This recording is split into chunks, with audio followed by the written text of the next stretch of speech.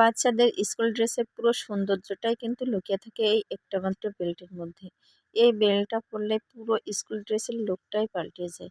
তো চলুন বন্ধুরা, এই বেল্টটা আমি কিভাবে তৈরি করলাম সেটাই আপনাদের সাথে শেয়ার করি। তো এই বেল্টটা তৈরি করার জন্য আমি নিয়েছিলাম একটা টুকরো কাপড় আর একটা বক্রম। প্রথমে বক্রমের এক সাইড আমি এই টুকরো কাপড় দিয়ে এভাবে সেলাই করে নেব। এক সাইড সেলাই করা হয়ে গেলে অপর সাইড আমি একই রকমভাবে সেলাই করে নেব। তার জন্য দেখুন, অপর সাইডের এই কাপড়টা আমি এভাবে ভাঁজ করে আগে সমান করে নিচ্ছি ঠিক কতটুকু আমার লাগবে। আর বাদ বাকি অংশ আমি এভাবে ভাঁজ করে ভিতরে দিয়ে দেব। তো আমি একটা সেলাই করে নিচ্ছি আমার এটা কাজের সুবিধার জন্য। এই যে দেখুন, একটা সেলাই দিয়ে নিলাম, নেওয়ার পরে আমি এই যে বাদ বাকি অংশটা আমি এই বক্রমের সাথে এভাবে সেলাই করে দিলাম। এভাবে সেলাই করা দেওয়া হয়ে গেলে দুই সাইডে আমি একটা করে সেলাই দিয়ে নেবো। তো এক সাইডে তো আমার সেলাই হয়ে গেছে, আর এক সাইড বাকি আছে, সেই সাইডে আমি এভাবে সেলাই দিয়ে নিলাম।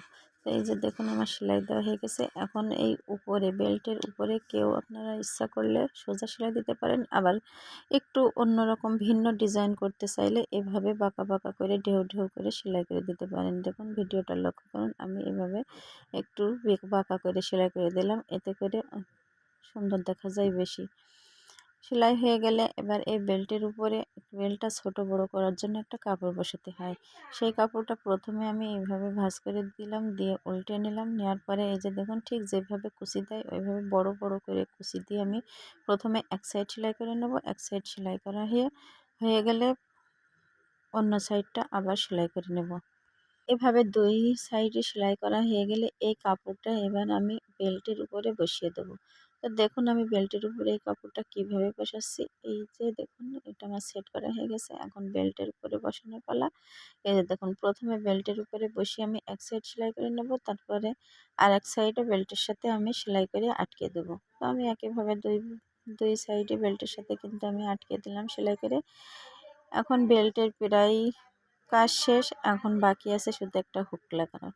তো হুকটা লাগানোর জন্য আমি এইভাবে মুখে ভাঁজ করে নেব, এক সাইড ভাঁজ করে নিয়ে হুকটা এই যে এইভাবে বসিয়ে দেব। হুকটার সামনের দিকে কিন্তু এই যে দেখুন কিভাবে বসিয়ে নিলাম। এভাবে হুকটা বসানো হয়ে গেলে হুকটা আমি বেল্টের সাথে আটকে দেবো। এইভাবে কাঁচি দিয়ে দুমিয়ে দিলাম। দেওয়ার পরে এই যে বেল্টের দুই সাইডে ফাঁকা রয়েছে, ওই ফাঁকা অংশ এই যে তিন সাইড ফাঁকা রয়েছে সেই তিন সাইড এভাবে সেলাই করে দিলেই কিন্তু হয়ে যাবে বেল্ট তৈরি। দেখুন কত সুন্দরভাবে আমি বেল্টটা তৈরি করে ফেললাম। আর এই বেল্টটা একটা ড্রেসের সাথে পরলে, স্কুল ড্রেসের সাথে পরলে কিন্তু পুরো স্কুল ড্রেসের লুকটাই পাল্টে যায়। তো আমার ভিডিওটা যদি ভালো লেগে থাকে অবশ্যই আমার